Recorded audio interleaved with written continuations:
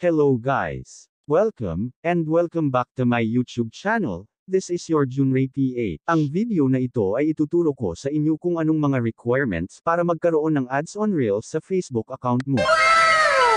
Gusto mong malaman ang tricks na ito? Keep on watching. Kung bago ka pa lang sa video na ito, huwag kalimotang mag-like, subscribe, and hit the notification bell para lagi kang updated kapag may bago tayong video na i-upload. Let's get started.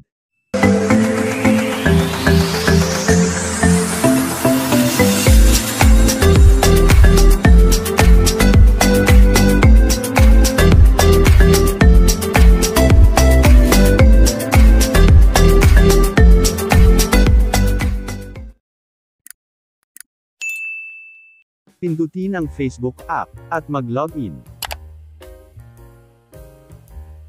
Pindutin ang menu, or tatlong linya.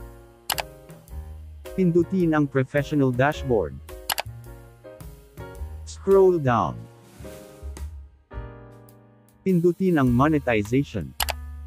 As you can see dito sa new update ni Facebook Meta, makikita na po natin ang monetization tools, ang Ads on Reels. Pindutin ang Ads on Reels.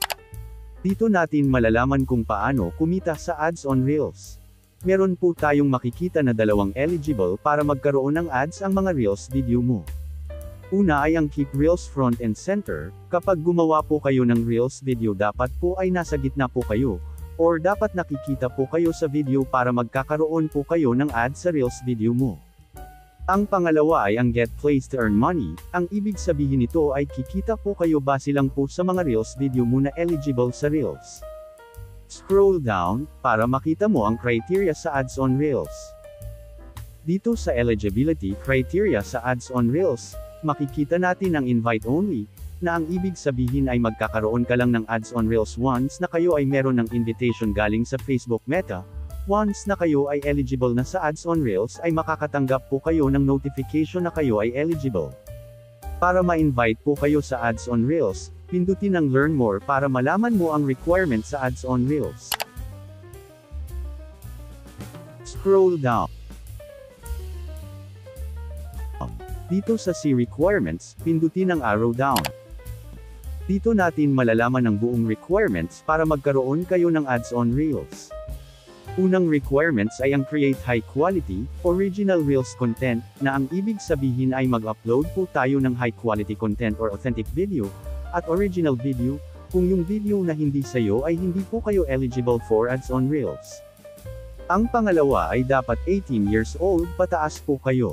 Ang Ads on Reels ay available lang po ito sa Facebook page, at Facebook personal account na nag-turn on ng professional mode. Dapat sumusunod po tayo sa Facebook's Partner Monetization Policies, at Facebook's Content Monetization Policies. Ang panghuli ay dapat meron kang invitation para sa Ads on Reels.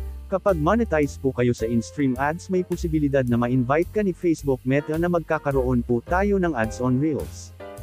Yan lang ang requirements para magkakaroon po tayo ng Ads on Reels. Kapag na-meet mo na ang criteria sa Ads on Reels, ay maghihintay po tayo hanggang 2 araw upang magkakaroon po tayo ng Ads on Reels sa ating mga Reels video. Kung bago ka pa lang sa aking channel, huwag kalimutan mag-like, subscribe, and hit the notification bell para lagi kang updated kapag may bago tayong video na i-upload. Thank you for watching.